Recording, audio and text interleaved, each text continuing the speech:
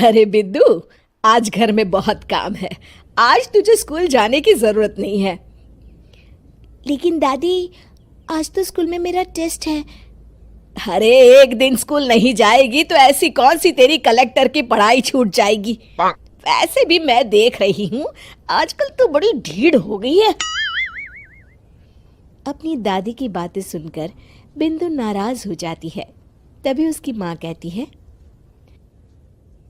अरे बिंदु, इतनी छोटी बात पे मुंह फुलाने की क्या जरूरत है। दादी बिल्कुल सही कह रही हैं। लड़कियों को तो घर के काम काज सीखना चाहिए। अरे बहू, रमेश के लाड़ प्यार ने इसे बिगाड़ रखा है। कम से कम तू तो मेरी बात समझती है। अच्छा, मेरी पूजा का समय हो गया है, मैं पूजा करने जा रही हूँ।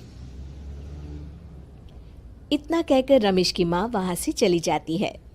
इस तरह बिंदु की दादी और माँ दोनों अक्सर उसे घर के कामों में ही उलझा कर रखते थे। कुछ दिनों के बाद राजू और बिंदु के 10वीं के रिजल्ट्स आते हैं। दोनों बच्चे दादी को अपना अपना रिपोर्ट कार्ड दिखाते हैं। शाबाश मेरे लाल, तू तो बड़े अच्छे नंबरों से पास हुआ है। तभी बिंदु कहती है, दादी मैं भी अच्छे नंबरों से पास हुई हूँ। रमेश की माँ बिंदु को अनदेखा करते हुए कहती है, हाँ हाँ ठीक है, अभी यहाँ खड़ी क्या कर रही है, सुन लिया मैंने। जाकर मेरे लिए चाय बना कर लिया। बिंदु उदास होकर चाय बनाने किचन में चली जाती है। तभी राजू कहता है, दादी मैं क्रिकेट के कोचिंग सेंटर में एडमिशन लेना चाहता हूँ। अरे वाह राजू बेटा, ये तो तूने बड़ी अच्छी बात कही। तू कल ही अपना एडमिशन करा ले, जितनी भी फीस होगी मैं दे दूंगी। अरे एक दिन मेरा पोता विराट कोहली बनेगा। इस तरह अक्सर रमेश की माँ अपनी पोती बिंदु के साथ दुर्व्यवहार करती थी। कुछ दिनों के बाद रमेश की माँ और उसकी पत्नी दोनों सास बहू मिलकर राजू का एडमिशन अच्छे स्कूल में करवा देते हैं, लेकिन बिंदु का एडमिशन नहीं करवाते।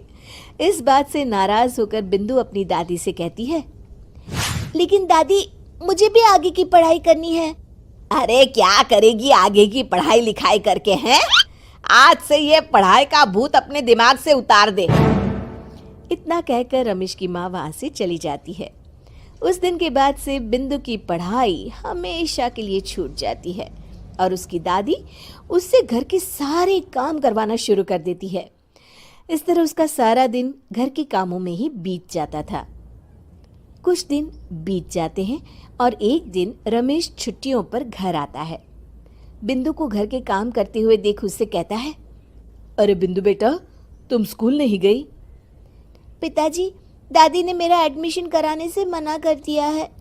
वे कहती हैं घर पे रहकर घर के काम करना सीख।